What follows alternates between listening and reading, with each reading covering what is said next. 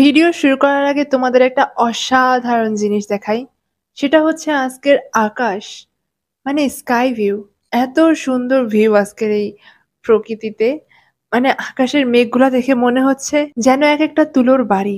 মানে এত সুন্দরভাবে এই মেঘগুলা ছড়িয়ে ছিটিয়ে আছে না, দেখে ইচ্ছে করছে মেঘের মধ্যে ডুবে যাই। যদি সামর্থ্য থাকো সত্যিই এটা করতাম। এত অসাধারণ এই আকাশ। Just look at the view.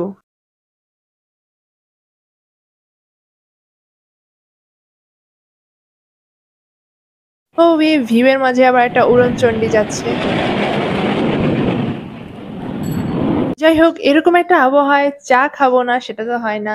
এখন বলতে পারো এত কড়া রোদে আবার চা? ইয়েস! মেঘের রাজ্যে বসে চা খাওয়ার মজাই আলাদা। মেঘের রাজ্যের চা বিলাস। আর এর জন্য আমি কোনো স্বাভাবিক চা নয়।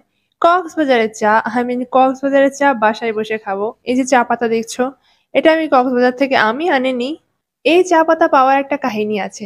আমাদের এক আত্মীয় কক্সবাজার থেকে ঘুরে টুরে ঢাকায় আমাদের বাসায় এসেছিল।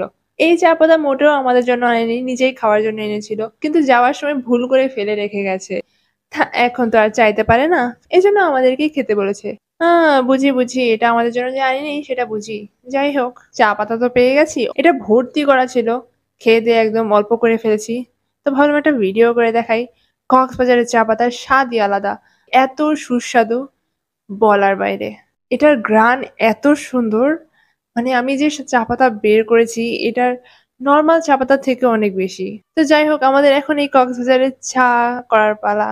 চা লাভাররা এই ভিডিওতে একটা লাইক দিয়ে দিও আর এই চ্যানেলটাকে একটা সাবস্ক্রাইব করে দিও।